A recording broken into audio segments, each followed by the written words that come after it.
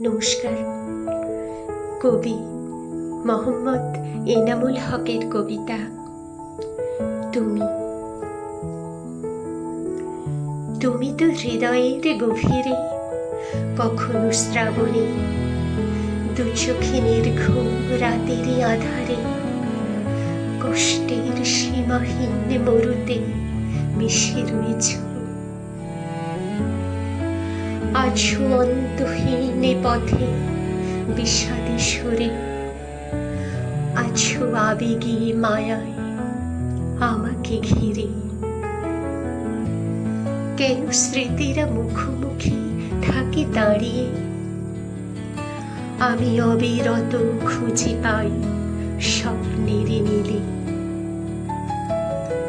কেন মন ভেঙে যায়, দুঃখ ছুঁয়ে যায়, কষ্ট রয়ে যায় হৃদয়ের সীমানায়।